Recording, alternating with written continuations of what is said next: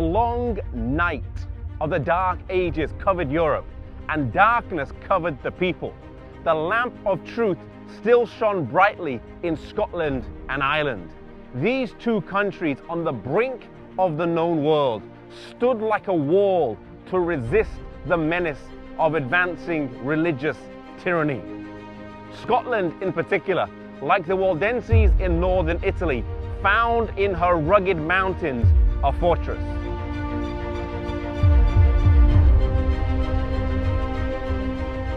Iona is an isolated island that has become famous in Christian history. It became a central point to the Celtic Church for many centuries, preserving true biblical faith, teaching, educating, and sending out missionaries. The story of Iona starts with a man by the name of Columba, who was actually from Ireland and was born of royal descent. He lived in Ireland and worked there till the age of 32. And from the ages of 25 to 32, he is credited with raising up over 300 churches.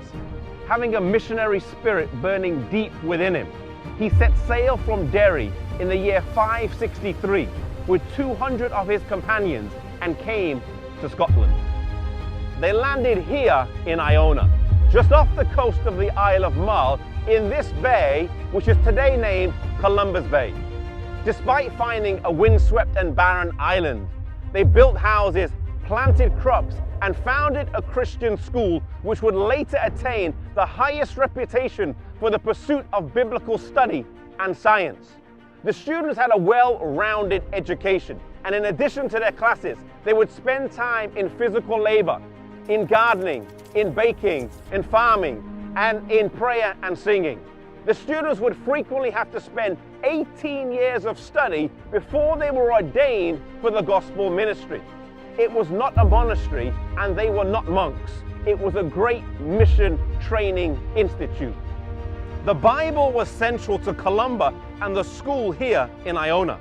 Columba built a church on the Bible and the Bible alone, and is credited with copying 300 copies of the New Testament himself with his own hands. Imagine how many copies his students and fellow faculty produced over the many years the school was based here on this little island of Iona.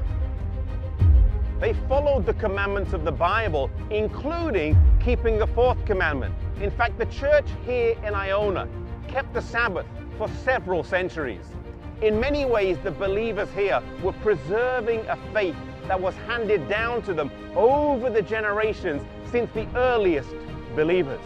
They did not see themselves as reformers or as breaking away from Rome, for the faith that they kept had been around much longer. Columba labored here for 34 years before passing to his rest on the 9th of June, which was a Sabbath day. Iona would for many centuries be a leading center of the Celtic Church, sending missionaries out from the shores of Scotland flowing to the continental church. Columba's followers would hold this island for 641 years before they were driven out by the Benedictine monks. Iona stands to us today and gives us lessons in the missionary work that took place here. While today many people come for a time of peace, reflection, and contemplation, a place where they can feel closer to God, we cannot deny the work that took place here. Maybe God is calling you to go and get trained, like the missionaries who would come here to be trained and would go out for service. Maybe God is calling you to be trained for mission service. Maybe He's calling you to a life of full-time ministry. Maybe God is calling you to change the whole course of your life. And if God is calling you, harden not your heart and follow the Lord's leading.